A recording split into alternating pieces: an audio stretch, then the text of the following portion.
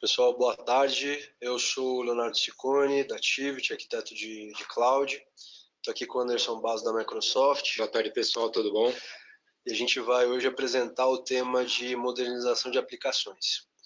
Basicamente, a gente vai correr por PaaS, por Kubernetes, conversar um pouquinho de servers e conversar um pouquinho sobre o que a Microsoft tem de interessante para prover para a gente, a fim de modernizar a tua aplicação. A gente queria começar com duas provocações, né? Duas frases interessantes, uma da Forrester, outra da Gartner, para dar mais ou menos a linha base do que a gente vai conversar aqui hoje. A primeira frase aqui fala que containers, Kubernetes e serverless vão reestruturar a forma com que as aplicações funcionam. Não à toa, a gente vai conversar basicamente sobre essas três tecnologias hoje aqui, dar um overview bacana de como que essas tecnologias funcionam, qual que é a função principais, quais são os diferenciais, fazer algumas metáforas, para a gente conseguir entender um pouquinho melhor. E no final a gente vai ver algumas alternativas, algumas ferramentas que a Microsoft tem para a gente conseguir cumprir esse dever. E a outra frase da Gartner, a adoção de containers e Kubernetes está aumentando para modernização de aplicações legadas, ou seja, uma das formas de eu trazer modernização a uma aplicação legada é justamente adotar containers e Kubernetes. A gente vai explicar um pouquinho mais para frente qual que é a diferença entre um e outro e como que você pode adotar. Parte principal, né, antes da gente começar na parte técnica. Por que eu quero modernizar minha aplicação, né? O que me força a modernizar minha aplicação? Quais são os inputs, né? Quem me pede, se é o negócio que me pede, se é a TI que me pede. Basicamente, o que a gente está trazendo aqui são duas dimensões, quando a gente fala de modernização de aplicação. Você tem uma dimensão que é a dimensão de TI, ou seja, a equipe de TI, o CIO, tendo uma necessidade de TI, e também a outra dimensão, que é a dimensão de negócio. O que a gente pensa quando a gente fala de dimensão de TI? Basicamente, a gente tem alguns itens aqui, são 5 itens no total, a gente pode brincar aqui com mais alguns itens, mas vamos pensar o seguinte, imagina que você tem uma aplicação rodando em VB3 ou VB6, bem antigo. Bem antigo, né? Vamos supor que você esteja essa aplicação quente executando hoje no teu ambiente, ela é uma aplicação crítica. Vocês acham que daqui a 3 anos, daqui a 5 anos, a tua situação vai estar melhor do que ela está hoje? Na verdade, não, né? Não. Concorda? Vai cair, vai ficar ainda mais depreciado, né? Hardware e tudo mais, software. E é onde entra a modernização com container, com Kubernetes, onde ao invés de você ter um hardware legado que te demanda alimentação, espaço, ar-condicionado, TI, você joga tudo isso dentro de um container, por exemplo, até porque uma máquina legada já não é tão potente assim para os dias de hoje. Dentro de um container você tem ali a possibilidade da sua aplicação com missão crítica estar rodando a 100%, com monitoria, com tudo mais, e sem te demandar tanta necessidade de ficar cuidando daquilo, porque aquilo ali está antigo, né? Então, você mantém o seu legacy sem demandar uma pessoa só cuidando disso. Né? Isso aí. Então, você tem um prisma, por exemplo, de eu preciso modernizar minha infraestrutura. Então, por exemplo, eu tenho um storage, esse storage já é um storage velho, ele não é performático, está sem suporte, e eu preciso tirar esse storage da minha frente porque ele é um storage que me traz problema. Então, você tem essa demanda por modernização quando você tem um débito tecnológico, seja na camada de aplicação, seja na camada de infraestrutura. Um outro problema que normalmente a gente tem são aplicações que deixaram de ser suportadas, né? Então, você tem a maioria, né? Nós temos hoje, né, o Windows Server 2008 entrando em fim de suporte, o SQL Server 2008 acabou o suporte em dia 9 de julho, e como fazer? E como manter esse legado? Os SQL Server, né, de 2008 para 2012, existe uma dificuldade de fazer essa migração. A migração, tecnicamente falando, demanda tempo, demanda programação, demanda muita coisa. E o negócio está lá rodando, funcionando. Como fazer? E aí é onde a gente entra com a modernização, com o Kubernetes, com o container, ou com o mundo PaaS, que para mim é a melhor solução que pode ter. Acabou o versionamento. É isso aí. Então, hoje a gente tem, normalmente, quando a gente olha pelo prisma de TI, a gente tem esses problemas. Ou tem alguma limitação de infraestrutura, alguma infraestrutura antiga, ou tem alguma limitação de aplicação, estou usando código antigo, etc.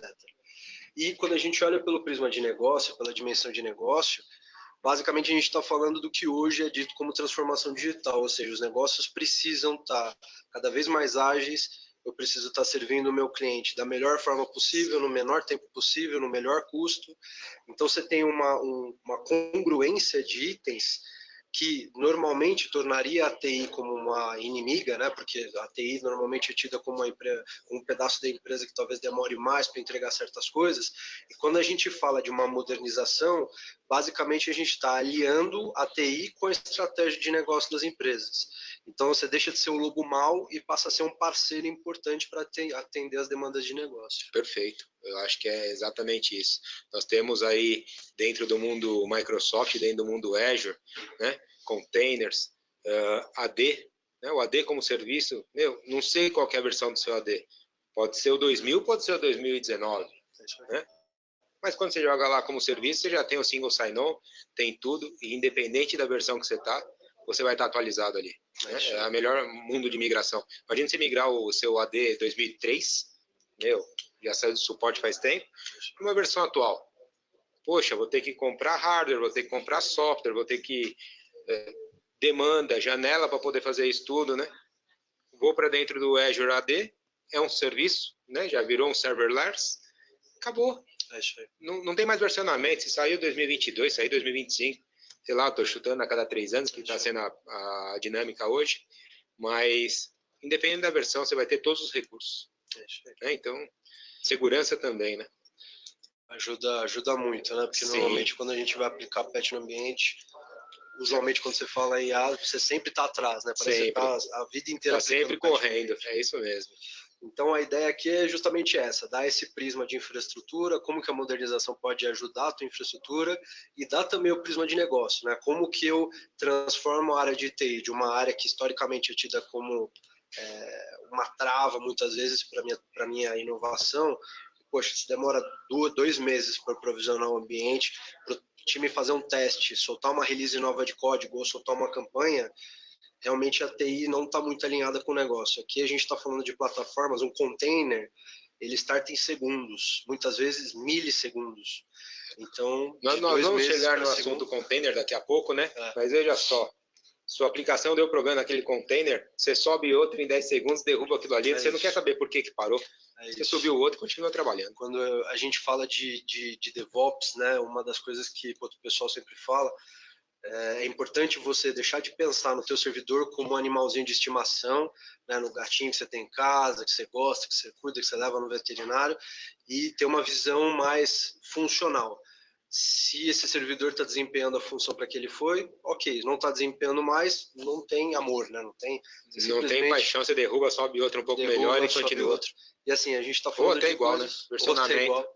Exatamente. Então a gente está falando de coisas que assim já estão dentro do mercado, já são realidade. Nada do que a gente vai falar aqui é visão futura de negócio, 2, 3 anos. Não, aqui a gente está abordando coisas que a gente já implementou em clientes da Tivit, que a Microsoft já ajudou a gente a implementar. Então, assim, nada do que a gente está falando aqui é futurologia. A gente está tentando mostrar uma forma diferente de modernizar a tua aplicação. Exatamente. Está ativo, está funcionando. Né? Precisou, entre em contato, vamos fazer. É isso aí. Vamos lá. Primeiro eu queria fazer uma correlação. Quando a gente fala de técnicas de modernização de aplicação, essa imagem aqui é de um texto da Gartner, tá? Quando a gente fala de modernização de aplicação, basicamente a gente tem esses 7 passos. Encapsulate, você usa APIs, rehost, a gente vai falar um pouquinho mais para frente, replatform, refactor, rearchitect, rebuild e replace.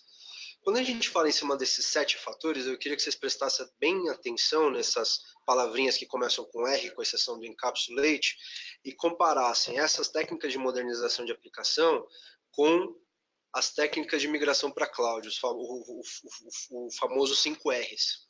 Vocês entendem que aqui no cantinho direito, em alternativas, vocês têm as mesmas palavras? Ou seja, em modernização de aplicação, você tem rehost. Migração para cloud, você tem rehost.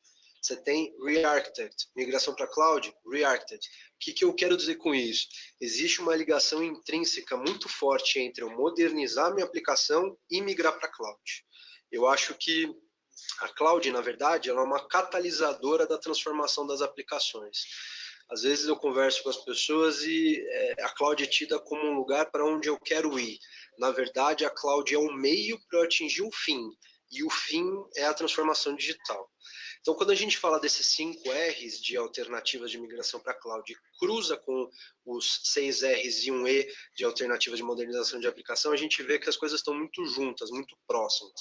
Então, no momento de migração para cloud, você já está fazendo uma modernização de aplicação, seja na adoção de PaaS, seja simplesmente fazendo lift and shift, tirando o problema de hardware que você tinha antes. E como que a gente faz isso, né? Misturando a modernização de aplicação com a migração para cloud. Quais são as estradas que a gente tem? Aqui, obviamente, a gente está falando, o cloud é um catalisador da modernização. A gente vai começar pelo primeiro R, que eu acho que é um R que a maioria das pessoas já conhece, o termo lift and shift. Basicamente, você pega o teu workload on-premises, tua máquina virtual, teu servidor físico, e migra ele para uma instância virtual da Azure, um virtual machine da Azure, usando ofertas de IaaS. Basicamente, o que você está ganhando aqui? É um processo que é rápido e é um processo que tem baixo risco. Porque, basicamente, você não está mexendo nada estruturalmente na tua aplicação. Você só está tirando de uma infraestrutura que talvez esteja ultrapassada, um switch de rede core que está sem suporte, um storage que não está performando, e está migrando para uma infraestrutura atualizada. Uma das coisas que a gente gosta de falar muito de migração para cloud é que a partir do momento que você migra para cloud, a atualização de hardware, a atualização física não é mais um problema seu. Ou seja, ao invés de se preocupar que o suporte da tua storage vai acabar daqui a 2 anos, não, você se preocupa em manter suas máquinas virtuais, ou até menos, você se preocupa em manter seu código, ou até menos, você se preocupa em consumir esse código. Então a gente tem uma mudança de mindset que é muito grande e muito potente. Né? Exatamente, é isso aí. Show. Quando a gente fala de refactor, aí é onde a brincadeira começa a ficar mais interessante. Porque ao invés de eu fazer lift and shift, que é o processo mais simples, eu faço lift and shift para a maioria dos workloads, mas eu começo a adotar serviços de plataforma. O que eu chamo de serviço de plataforma? Como o Anderson disse, Active Directory como plataforma, banco de dados como plataforma, Service Fabric como plataforma. Então, eu deixo de usar a cloud como um virtualizador gigante e começo a tomar o benefício que a cloud realmente traz para mim. Sim, é aí onde está a real mudança, né? Porque quando a gente olha o lift shift, né, o rehost, a gente só mudou onde está a nossa VM. O resto continua igual. Você precisa fazer patch de segurança, você precisa verificar se ainda tem suporte o software que você está consumindo, seja ele qual for. Enfim, você tem todo esse custo para você. Quando você olha para o mundo PaaS, vamos lá, eu preciso do meu banco de dados. Eu não quero saber que versão que ele está, eu não quero saber se ele é suportado ou não, eu quero que ele funcione. Eu vou focar nele estar funcionando, meus dados estarem seguros e eu vou trabalhar com o meu core business da minha empresa. Então, o PaaS traz isso para você, né? Mesma coisa com o AD. Eu não quero saber, é o que eu falei agora, não quero saber a versão, eu quero que ele funcione. Eu quero que as políticas de segurança, quando alguém me contar que o AD consegue fazer XYZ, beleza, eu consigo fazer porque eu estou dentro do PaaS. Então, é essa a grande diferença, esse é o bacana do negócio. A gente pode falar, então, que rehost ou lift and shift, eles resolvem só um pedacinho do problema. É o primeiro pedaço, né? É o primeiro pedaço. É aquela máquina sua que não está mais com garantia, que você vai ter que despender mais uma grana para trocar. É o seu storage que já está também sem garantia ou começou a ter problema no local físico seu de queda de energia. Para quem trabalha aqui perto em São Paulo, na Rebouças, é algo recorrente. Pois é. Né? Entrou o verão, a Rebouças para de funcionar 2, 3 vezes por semana. O que eu faço? Então, é o primeiro passo. E aí o segundo passo realmente é o mundo PaaS, onde você já tem a plataforma como serviço. E assim, muita das coisas que a gente percebe com relação ao modelo de maturidade cloud, a maioria das empresas começa com lift and shift, ou seja, o meu primeiro passo na minha jornada cloud, muitas vezes, em modernização de aplicação, é eu fazer um lift and shift para uma máquina virtual, só que se eu parar aqui, eu não estou tirando realmente o benefício da cloud. Eu não estou usando a cloud como ela foi concebida para ser usada. eu estou usando a cloud como um virtualizador. Exato. Né? E essa é a armadilha principal, né? Então, quando a gente faz a migração de algum cliente para cloud, existe a preocupação de, num primeiro momento, ofertar alguma oportunidade diferente, mas também se preocupar com o desenvolvimento da plataforma dele dentro da cloud. Porque, vamos lá, se você estiver dentro do Azure, nunca tiver experimentado um database SQL fully managed, você está usando o Azure como uma plataforma de virtualização tradicional. Você só trocou o seu data center de lugar. Então, vamos lá, né? Qual que é o contra, né? Como nem tudo são flores. A partir do momento que você adota uma plataforma de PaaS, você tem que se preocupar muito com as features que você tem. Então, o que eu quero dizer com isso? Num banco de dados, por exemplo, se eu for adotar uma plataforma PaaS, eu tenho que fazer uma garantia muito grande do que eu uso on-premises ou do que eu uso em IaaS e validar se essas mesmas funcionalidades eu vou ter na plataforma de PaaS. Esse costuma ser um pitfall gigantesco, porque as pessoas querem adotar o PaaS, só que, poxa, esse parâmetro aqui que eu preciso para minha aplicação funcionar não tem no PaaS. Perfeito. E aí é onde entra, por exemplo, olhando para o mundo de dados, né? Nós tínhamos dentro do Azure o SQL Database. E ele não tinha aquele CRUD, né? Collation, Read, Update, Delete. Era um problema, porque só quem criava no Azure conseguia utilizar. Nasceu agora o Managed Instance. E o que é isso? É exatamente a possibilidade de você fazer um lift shift direto para PaaS. Né? Que outras coisas então eu preciso ver, né? Que outras features? Quando você tem o SQL Server, vou falar do SQL Server, que é o produto Microsoft, obviamente, mas temos outros produtos no mercado. Mas o SQL Server te dá Reporting Service, Análise Service, IS, então assim, um monte de recursos. E quando você compra o PaaS, esses recursos estão separados dentro do PaaS. Então tem que fazer realmente uma verificação do que você realmente utiliza e o que você vai conseguir ou não utilizar dentro do PaaS. Legal. Então é importante fazer essa revisão também. Mas assim, senso comum que a adoção de PaaS, você já está dando um passo gigantesco na modernização, porque você não está mais consumindo infraestrutura básica, não, você já está dando um passo a mais, você já está indo para plataformas que são ditas como fully managed. O que é o fully managed? Ao invés de eu me preocupar com a aplicação de patch de servidor, aplicação de patch de banco, se o banco está online ou não, se o disco está cheio ou não, eu abstraio essa camada e vou para uma próxima camada. O PaaS, mais ou menos, seria, vamos fazer uma abstração bonita aqui, todo mundo tem energia elétrica em casa. Ia ser estranho a gente falar que na casa de todo mundo você ia ter que ter uma subestação de geração de energia. Não faz muito sentido. Né? Então, hoje a gente já consome serviço. Só que muitas vezes, quando a gente fala de cloud, fala, poxa, PaaS é difícil. Não, a gente já tem energia elétrica em casa. Então, ao invés de eu ter que me preocupar com um bando de coisas, não, eu começo a me preocupar simplesmente em bater o dedo no interruptor e ter luz em casa. Né? Então, você deixa de preocupar em certas coisas e passa a se preocupar mais com o teu código, com o teu cliente. Aí a coisa você começa tem que a ficar focar no seu negócio, né? Por anos e anos, por décadas, todas as empresas têm um negócio e tem um outro negócio lá dentro que é a sua TI. Né? Ninguém está pensando em matar a TI, mas sim usar a TI de forma inteligente. Se eu, como um profissional de TI, ao invés de ficar me preocupando com um patch de segurança, for me preocupar em trazer a inteligência dos dados que eu tenho, em te devolver o que você está fazendo ou melhorar para quem te venda mais ali na ponta, poxa, isso é o futuro. É isso que a gente precisa. Né? É isso. Faz todo sentido. Tá? E aí vamos continuar na nossa estrada de evolução, vamos para o Revise. Basicamente, o que é o Revise? Você pega um pedaço do teu código, vamos supor, o teu driver de conexão com o banco de dados, ele está desatualizado.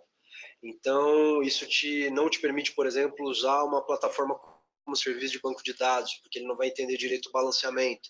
Então, eu vou ter que ajustar algum pedaço da minha aplicação e começar a consumir serviços de cloud. O que isso quer dizer? Ao invés de simplesmente eu pegar um serviço e trocar por plataforma, eu estou revisitando algumas coisas dentro da minha aplicação. Vou dar um exemplo. Ao invés da gente ter um layer de aplicação conectando o front com a persistência, o banco de dados com o front, eu posso ter muito bem o Azure Functions no meio do caminho fazendo esse meio campo para mim. Sem me preocupar como ele faz, né? Eu sei que ele vai executar e pronto. Eu coloco o meu código e executa. A gente vai falar um pouquinho mais de serverless para frente, mas assim, a gente começar a adotar certas coisas quando a gente faz um projeto de migração, um projeto de revisão de arquitetura, é muito interessante, traz um benefício bem bacana, mas eu não vou dar spoiler não. A gente vai ver um pouquinho mais para frente. Boa. O replace, basicamente, eu deixo me preocupar com tudo e começo a usar SaaS. Aqui seria eu, por exemplo, trocar o meu servidor de Exchange por Office 365. Sim. Ao invés de eu me preocupar com a infraestrutura de e-mail, não, eu consumo uma subscrição de Office 365, o software está lá, está instalado, só preciso usar. Qual que é a coisa bacana? Normalmente a gente tem uma redução de custo interessante, porque você não tem todo um passivo de infraestrutura que você tem que manter. Só que, como nem tudo são flores, a gente tem um contra. Qual que é o contra? Normalmente, ofertas de SaaS é o famoso one size fits all, né? A mesma coisa falar que o Anderson e eu usamos o mesmo tamanho de camisa. Não usamos. Só que quando a gente fala de SaaS, normalmente fala, poxa, todo mundo usa camisa 3. E aí quem precisar de uma camisa maior vai ter problemas, quem precisar de uma camisa maior vai ter problemas. Então, quando a gente fala de SaaS, a gente tem normalmente esse tipo de problema. Óbvio, tudo nesse mundo resolve com dinheiro. Só que aí o benefício da gente ter redução de custo começa a baixar e aí talvez não faça muito sentido. Mas é uma das cartas que está na mesa também. E por último, que é um dos focos principais desse nosso papo aqui, é o rebuild. O rebuild é realmente quando você faz a rearquitetura da tua aplicação. Então, ao invés de eu simplesmente fazer um lift and shift, eu pegar só um pedaço da minha aplicação e adotar um serviço, adotar um serverless, não. Eu vou olhar com um ponto de vista analítico para a minha aplicação e vou falar, poxa, eu consigo adotar um microserviço, consigo adotar container, consigo mexer em alguma coisa, usar mais plataforma, usar mais server, usar mais Azure Function, eu consigo de alguma forma transformar a minha aplicação realmente, ao invés de só adotar um pedaço e tal. Essa é a rearquitetura. Qual que é o contra, né, quando a gente fala em uma mudança de código, de infraestrutura de código? Normalmente o custo para fazer isso é um pouco alto. Por quê? Você vai precisar ter um time de dev olhando para o teu código, olhando para o teu ambiente, fazendo uma análise criteriosa do que está executando e realmente fazer a portabilidade do código de um lado para o outro. Aí eu coloquei uma provocação aqui. Será, né? Será que a Azure não traz nada para a gente para ajudar a fazer Traz, isso? né? A gente sabe que traz, né? A gente tem aí, vamos, como você disse, não vamos dar spoilers, né? Spoilers. Mas temos cada vez mais novidades para que esse custo não seja tão elevado e para o benefício realmente valer a pena, né? A gente vai mostrar aí através dos containers, do AKS, Service Fabrics, entre outras coisas, que a gente consegue sim trazer algumas vantagens e diminuir o custo, né? Vamos fazer DevOps, vamos fazer versionamento, enfim. Vamos falar disso agora. Show. Então vamos lá. O que seria o container, né? Vamos começar o papo desse jeito, né? Antes da gente mostrar ali graficamente uma comparação entre um VM e um container, vamos fazer uma metáfora para tentar entender direitinho o que é um container. Qual que é a metáfora que a gente faz, assim, para tentar explicar um pouco mais fácil?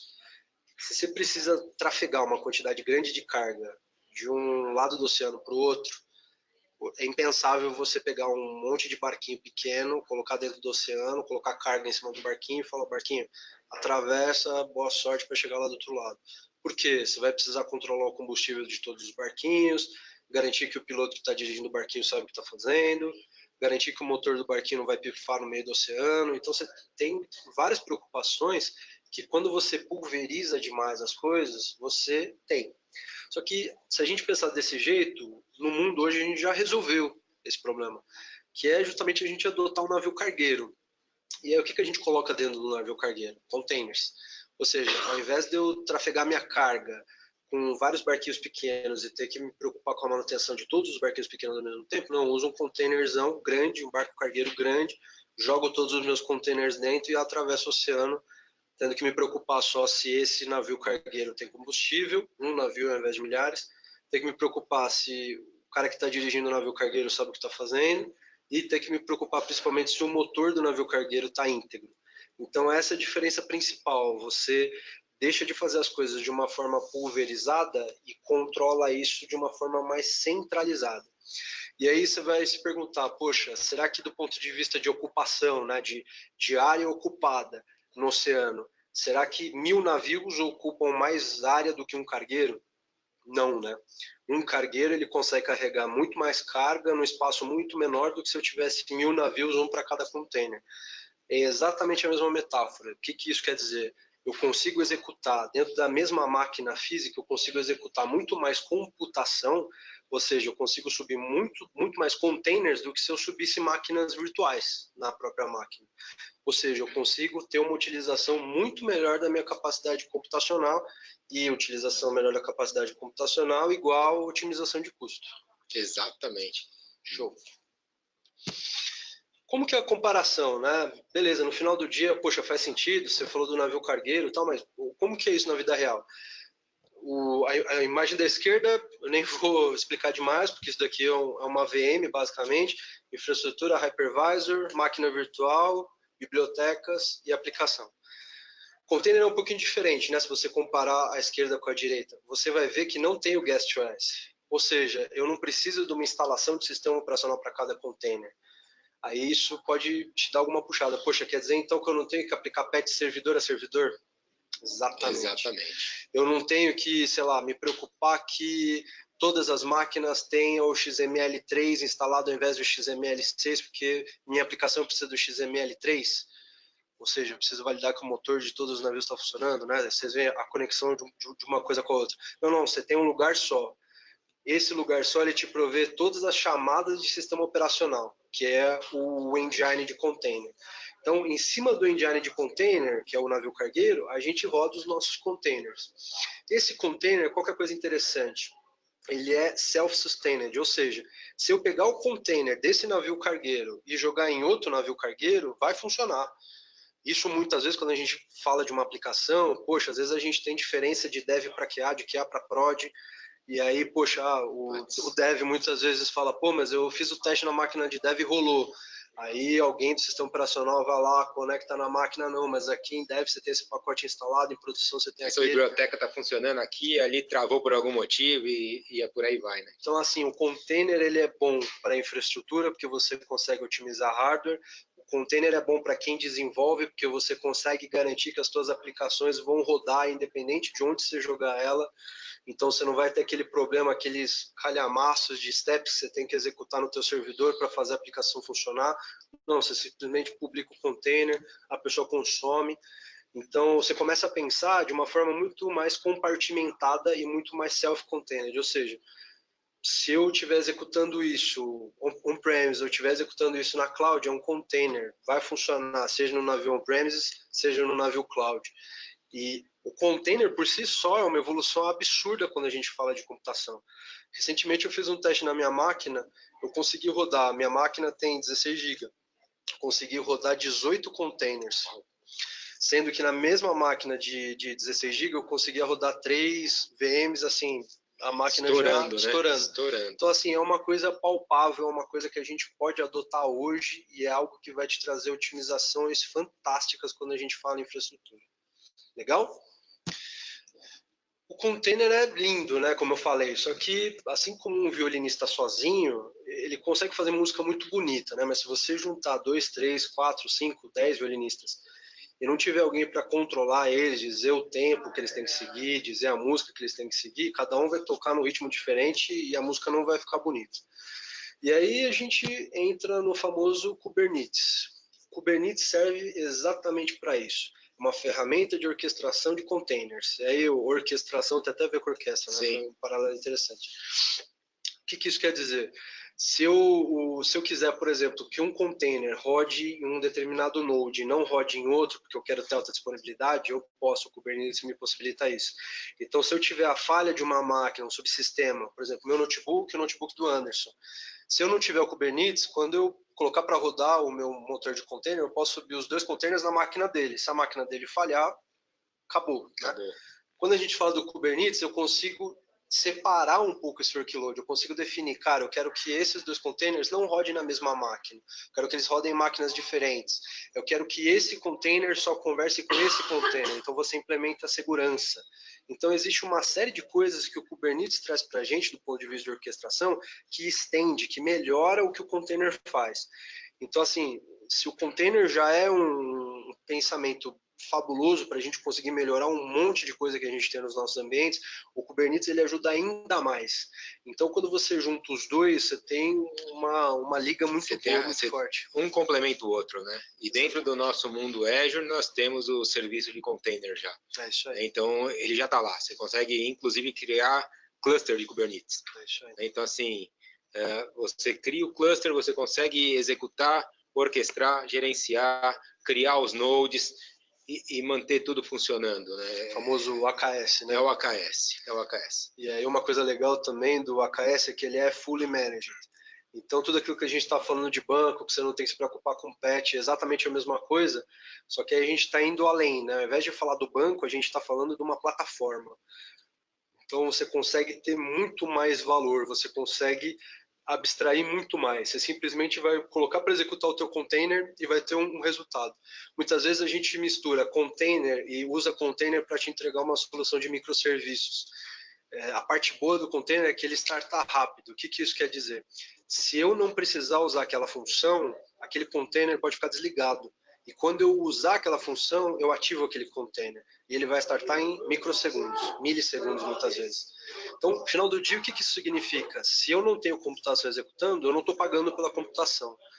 E a forma certa de eu interligar tudo isso e usar o Kubernetes traz para a gente, sim, existem outras ferramentas de orquestração de container, com o próprio Docker Swarm, o Marathon, etc. Mas o Kubernetes é meio que um padrão de mercado interessante, tem um monte de funcionalidade bacana e a gente realmente acha que o Kubernetes vai trazer um... Ele está se sobressaindo sobre os outros, né? Ele chegou junto, mas ele já está na frente. Pois é, passou o carro. Passou. Vamos lá, então. E aí, no final do dia, quando a gente falamos de containers, falamos de Kubernetes, se vocês lembrarem aquele primeiro slide da Forrester, fala um paralelo que containers, Kubernetes e serverless estão reshaping, estão mudando a forma com que a gente desenha as nossas arquiteturas. Vamos para a última parte dessa receita de bolo. O que é serverless? Serverless, se a gente olhar o nome bonitinho, né? Sem servidor, né? Mas aí quer dizer no final do dia que eu estou executando uma função sem precisar de servidor? Não existe, né? No final do dia, tudo que você executa vai estar executando em algum servidor. A gente ainda não inventou... Não chegamos nisso ainda, né? A computação mental, né? Eu só pensei e executou. Mas, em contrapartida, eu deixo de me preocupar com o servidor. Isso é extremamente, inovador, porque antes, com plataforma como serviço, eu deixei de me preocupar com a camada de infraestrutura básica, eu estou consumindo aquela plataforma. Em serverless, você dá um passo além. Eu nem olho mais para a plataforma, eu simplesmente pego o meu código, dou um run no meu código e ele vai fazer o resto. É isso aí. O serverless traz para mim balançador de carga, máquina virtual, container, se eu quiser. Toda a parte de infraestrutura básica ele já traz para mim sozinho. Eles vão falar, poxa, mas o que a gente tem hoje executando em arquitetura serverless? Basicamente, a gente tem Python muito forte, Node muito forte e Java. A gente tem um pouquinho também de .NET Core 1.0, mas muito Python, muito Node e muito Java. Então, quando a gente fala de execução de um código em serverless, basicamente a gente está trazendo todo o benefício de eu não me preocupar mais com a infraestrutura e focar no meu código. Então, eu deixo de me preocupar, por exemplo, em provisionar a máquina, deixo de me preocupar, por exemplo, em garantir que o meu balançador de carga está configurado adequadamente, deixo de me preocupar, por exemplo, poxa, eu coloquei um auto size de 2, mas, poxa, chegou em 2, eu estou tendo problema de performance. Então, como é que eu vou me preocupar com isso? O serverless, ele abstrai tudo isso. Então, se você tiver acesso no teu site, por exemplo, você vai ter uma computação rodando para atender aquele cliente. Você tem um cliente só, você vai ter uma infraestrutura de um tamanho X. Se tiver 1 milhão, você não precisa mexer no teu código. O serverless vai provisionar para você máquina, provisionar para você infraestrutura e você vai pagar por aquilo que você usa. Então, aqui a gente está dando um exemplo basiquinho de como funciona mais ou menos uma chamada de função. Então, uma das coisas que o serverless traz para a gente, dentro do Azure Functions, por exemplo, a gente consegue criar infraestruturas baseadas em event-driven. Então, se eu tiver, por exemplo, um insert numa tabela de banco de dados, um arquivo que é subido para alguma infraestrutura de storage compartilhada, tudo isso eu posso considerar um evento. Se eu tiver alguma entrada dentro do Azure Monitor, então funciona como se fosse uma cola. Então a gente consegue misturar todos os outros serviços que a Azure traz para a gente e consegue trazer alguma coisa muito mais poderosa sem ter que se preocupar com a infraestrutura básica disso. Serverless é algo que, assim, tem se falado muito nesse último ano e, na minha concepção, acredito que na concepção do Anderson também, vai... 2020 vai estar todo mundo adotando. Se já não for agora, né? Já estão adotando, mas eu acho que vai ser o nome do momento em 2020. Mas aí... Você deixa de se preocupar com tudo. Mas aí, se eu deixo de me preocupar com tudo, deve custar bastante, né? Não. Ele é elástico. Exatamente. E aí, como que a gente traz esse comparativo, né? Quando a gente fala numa infraestrutura que não é serverless, a gente tem que pagar para uma infraestrutura para você ter a escala. Então, você normalmente dá um salto de pagamento e tem a escala, dá um salto de pagamento e tem a escala. Então, por exemplo, se você tiver uma arquitetura on-premises e acabou o teu storage, você vai precisar comprar um storage novo, então você vai ter aquele investimento na largada, instalar o storage, preparar o storage, deixar tudo pronto para estender a área de storage da tua máquina. Isso numa infraestrutura tradicional. Numa infraestrutura serverless, custo e escala estão juntos, é linear. Então, se você não tiver acesso, você vai pagar muito pouquinho, às vezes nada. E se você tiver um pico de sazonalidade, um Black Friday, qualquer coisa assim, o teu custo vai estar sempre em ordem com a tua escala. Então, quanto mais você usar, mais você paga. Só que quando você estiver usando pouco, você vai pagar pouco. Então, é como se a TI ela fosse elástica junto com a tua demanda. Exato. Isso, assim, para a área de negócio, quando a gente explica isso... E para a gente não deixar um gap, né? O Léo falou da parte de on-premise, né? Que você vai lá, compra hardware, compra storage, tá começando a dar gargalo, você compra mais, e compra mais. E aí tem um gap ali, porque a gente tá falando de on-premise e tá falando de serverless. Se for pro IaaS é a mesma coisa, você provisionou uma máquina. Aí você vai usar, quando você viu, você pode até automatizar isso, de repente, você vai fazer o scale up. Então você vai provisionar uma segunda máquina, vai provisionar uma terceira. Então você sempre vai estar nesse degrau. E o serverless não. Então é diferente, tá? É diferente. É o futuro. Porque usou, pagou. Não usou... Ah, mas o IaaS é a mesma coisa. Vai provisionar a segunda. Beleza, mas a segunda pode estar usando 10%. É isso aí. E você teve que montar uma máquina. O Scale já te criou uma máquina maior. E outra coisa, né? Quando a gente fala em IaaS, por exemplo, se eu criar uma máquina virtual com 2 core 4 GB, dependente dele estar usando 2 core 4 GB, eu estou pagando pela máquina. Sim, é esse o ponto. Vou pôr a segunda para suportar, vou pôr a terceira e eu vou estar pagando isso. E o serverless você só está pagando pelo consumo. Isso daqui é, assim, é uma coisa muito, muito interessante. E vocês veem que conecta com tudo que a gente conversou de containers, de Kubernetes, vê como um passo além. Então, o que a Forrester disse, na verdade, é se a gente usar o container que a gente conversou, o Kubernetes que a gente conversou para orquestrar os containers e o serverless para fazer a cola da tua aplicação, você vai ter uma TI muito mais alinhada com a demanda do teu negócio. Então, ao invés de você gastar em CAPEX, ao invés de você ter um custo para depois ter a escala, aqui a gente está falando de uma infraestrutura muito mais alinhada. Tudo enxuta, exatamente. E aí, como que está a adoção, né? Fala, poxa, mas é bacana, parece interessante, eu tenho um custo bem relacionadinho com a escala, bem equacionado, só que assim, vocês falaram, eu nunca tinha ouvido falar de serverless, não faz muito sentido, né? Como que está a adoção disso no mercado? Isso daqui é uma previsão que foi feita em 2018. Em 2018, a gente tinha 75% ou usando ou com planos de usar serverless. Então, assim, não é um conceito que está voando ainda, ele já está aterrissado e tem muita gente usando. Já tem bastante uso. O Azure Function já está ali, já está sendo usado. É isso. Recentemente a gente fez uma implementação de serverless, que a gente montou um sistema de resposta a incidente de forma serverless. Então, o que a gente fazia? Quando alguma máquina a gente identificava por Next Generation Firewall ou qualquer coisa assim, que a máquina tinha um tráfego de rede que não era o tráfego de rede adequado, a gente, via Azure Functions, via serverless, conseguia tirar essa máquina do balanceador, tirar um snapshot dessa máquina, startar a ferramenta de análise para essa imagem e startar uma outra máquina embaixo do mesmo load balance. Então, assim, você consegue expandir o teu leque de possibilidades quando você começa a abraçar essa tecnologia de verdade. Depois que você entendeu, você usa para tudo. Você usa para tudo. E aí, gente, como que a gente fecha, né? Como que a gente poxa, vocês falaram de containers, falaram de serverless, falaram de PaaS, falaram de Kubernetes, etc. Mas no final do dia, né, palpável, o que a gente tem hoje? A gente trouxe algumas coisas para a gente conversar aqui. Eu sou um fãzinho. Uma coisa importante. A gente está conversando aqui, no finalzinho vai ter um tempo para as perguntas, então podem escrever e aí no finalzinho a gente pega aqui, lê as perguntas e bate um papo no final, tá bom? Perfeito.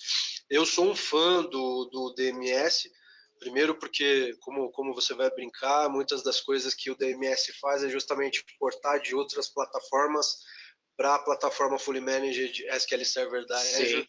Então, uma das coisas legais que eles fazem no final do dia, que o Azure DMS faz, que é justamente a migração direta de um database on-premises, e a gente não está falando só de Oracle, a gente está falando de outras plataformas, se é que vocês entenderam bem, para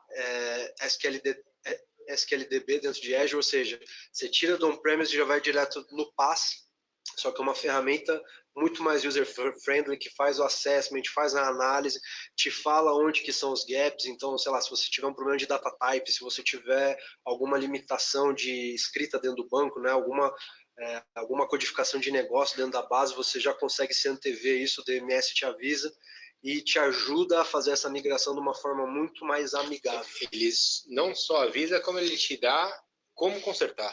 Né? Ele te dá a linha de comando para resolver aquele problema. E é a quente, né? Ele faz a quente. A sua janela de pausa é a mínima para reescrever a string connection e continuar utilizando. Bola para frente. Ele tem um sistema bacana de consistência, né? Sim. Você insere o dado na origem, ele garante a consistência do dado replicado no destino. Exatamente. Isso é muito bacana, é um jeito de você baixar um pouco a dificuldade e a impedância de você migrar para um PaaS direto, né? Às vezes quando a gente fala, poxa, refactor, adoção de PaaS, a maioria das vezes já aparece pensa numa baita janela, né? Nossa, vai demorar. O fim de semana tá perdido. Pois é. E não é. E outra, ele é de graça, né? Ele é gratuito.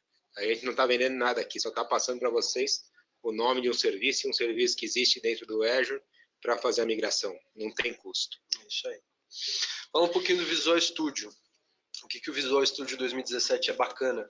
Você consegue dentro do Visual Studio, depois que você fez o teu código, você fala Visual Studio, eu quero que você, através de CI/CD e DevOps, eu quero que você faça a implementação dessa máquina em container. Então, ao invés de, por exemplo, eu ter um código, empacotar esse código, mandar para alguém, instalar esse código na máquina e executar essa função, eu consigo chamar a criação de um Docker Container direto no Visual Studio. Isso é muito louco.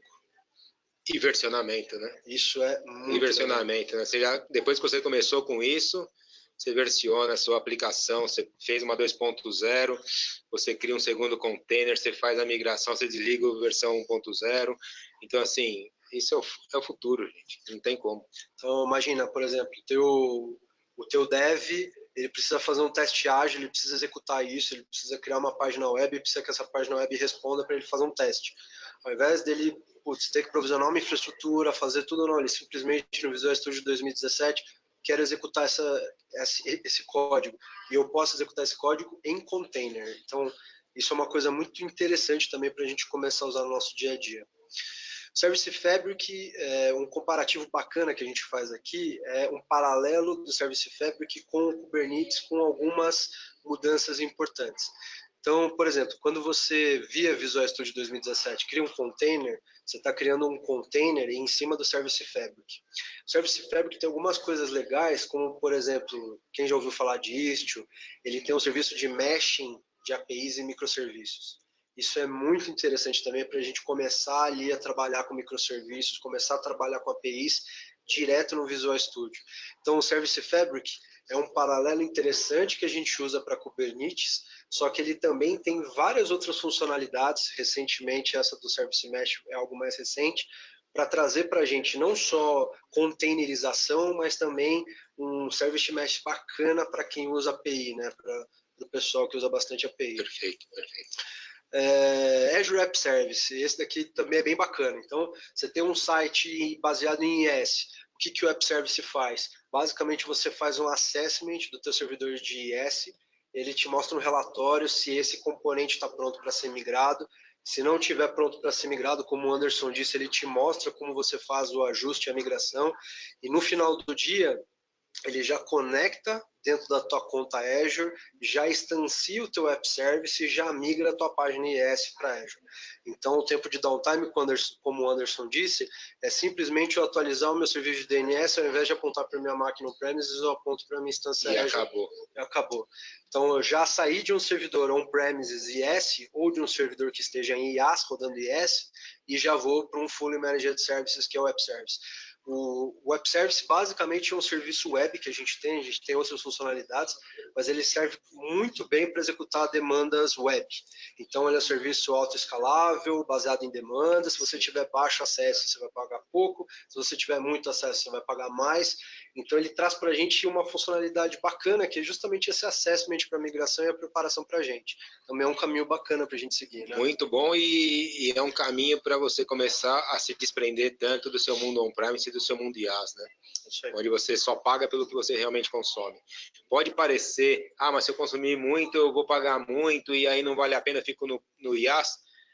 Se fizer a conta, vê que não é uma verdade. Você vai pagar porcentagem mínima do que você tem hoje no mundo IaaS, e no mundo on-premise, então, nem se fala. Deixar uma VM IaaS só para executar IS, que é uma realidade na maioria das empresas, não faz sentido. Legal. E por último, mas não menos importante, o serviço de Active Directory Fully Managed, o Azure AD. Basicamente, o que você tem? Você tem um serviço de diretório, como se fosse o Active Directory que você tem dentro de casa, só que ao invés de eu ter que me preocupar com o servidor, patch no AD, etc., eu rodo isso numa plataforma que é o Azure AD. Então você deixa de se preocupar com a infraestrutura básica e foca no serviço de controle de usuários, políticas, grupos, etc., ao invés de eu ter que me preocupar com o servidor de Active Directory, quanto de CPU ele tem, quanto de memória ele tem, está com performance baixa, meu login está lento. Então, ao invés de você se preocupar de novo com aquela camada de IaaS básica, você já começa a consumir uma plataforma para um serviço core que é Active Directory. E mais, né? Hoje todo mundo fala de segurança. Segurança é uma necessidade. O Active Directory no Azure te dá uma enorme possibilidade de manter a segurança muito maior. Né? Dupla autenticação, multifactor, single sign-on, tudo isso via Azure AD. Quando você vai fazer isso on-premise, não dá? Lógico que dá. Mas você vai ter muito mais trabalho, não só de desenvolvimento, quanto de monitoria e mantenimento disso tudo. Né? Então, assim, o Azure AD está aí para poder trazer um serviço que não só vai ser autogerenciável, como você vai ter uma segurança muito melhor para os usuários que acessam tanto dentro de casa quanto remotamente. A dupla autenticação é algo fantástico. Uma coisa que eu esqueci de falar quando eu estava falando de Service Fabric, você pode rodar Service Fabric também nas tuas cargas on-premises. Então você consegue rodar Service Fabric nas tuas máquinas. Isso é interessante porque se eu quiser executar container on-premises, fazer um teste, quero ver se o container é legal ou não, e depois de eu ter criado o meu container, lembra dos cargueiros, eu tiro do meu cargueiro on-premises e migro para o meu cargueiro um AKS, eu posso fazer isso, meu container está pronto. Então, o fato de eu conseguir rodar o Service Fabric on-premises também é um diferencial muito, muito legal que a gente consegue trazer. É bem bacana. Pessoal, tem perguntas? Isso aí.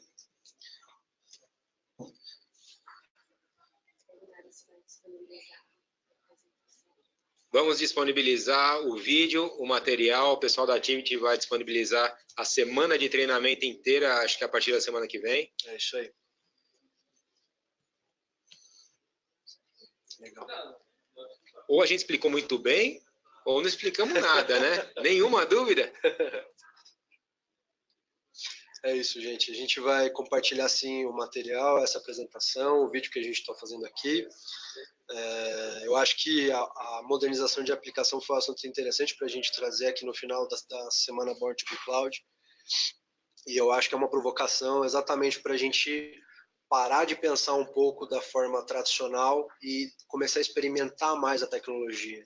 A gente tem ótimos provedores de nuvem, a gente tem um monte de serviços que a gente consegue usar como plataforma, como IaaS, como serverless. Então, diversos problemas que normalmente a gente tem nas nossas infraestruturas, minimamente migrando para a nuvem, a gente consegue sanar. Então, a gente acredita que o mundo ideal é o mundo híbrido, né? Exatamente. Então, assim, ninguém está falando para desligar tudo aqui, colocar tudo lá, nem nada disso, mas sim usar o que é bom nos dois mundos. Exatamente.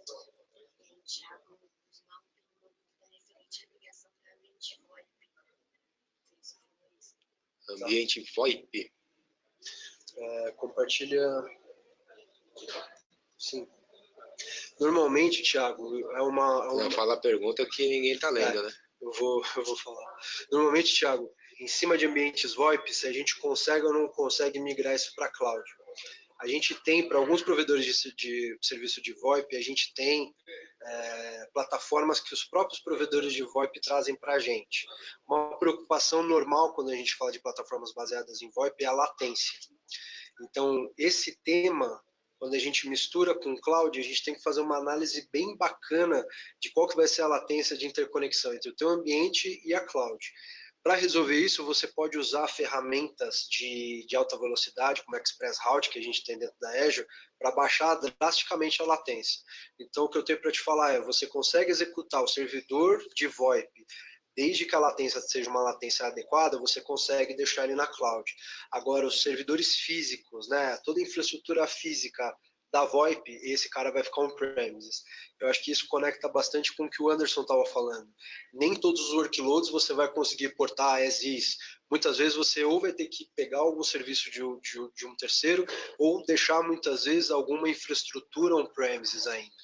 Dentro da Microsoft, um serviço que nós temos e já está funcionando, nós mesmos, Microsoft, já utilizamos, mas que não é VoIP, e sim é o Teams, né, que é o antigo Skype for Business, agora nós utilizamos como Teams, que faz sim a integração com telefonia, né, usa, lógico, plataforma VoIP, mas ali por trás, e tem Activity e outros parceiros que conseguem te entregar isso na ponta. No Brasil, ainda é exigido sim uma plataforma on-premise, porque a gente não pode vender telefonia, né? Só quem é empresa de telefonia pode fazer a venda disso, então ainda existe sim uma integração on-premise / nuvem, onde você integra junto ao seu Office 365. Legal. E eu acho que é isso aí, gente. Queria agradecer para vocês acompanhar essa semana Born to be Cloud, agradecer ao Anderson, ao pessoal da Microsoft, para a gente ter tido essa semana bacana. A gente abordou diversos assuntos interessantes. Fechamos aqui com o assunto que eu sou fã, que é o App Modernization. E tanto a Activity quanto a Microsoft, a gente está à disposição para tirar dúvidas, para conversar e para tentar montar a melhor solução para vocês, tá bom? Obrigado, pessoal. Até a próxima e busquem a Activity. Vamos criar o que vocês precisarem na nuvem, no mundo híbrido, na Activity. Vamos trabalhar juntos. Legal. Tchau, tchau. Tchau, gente.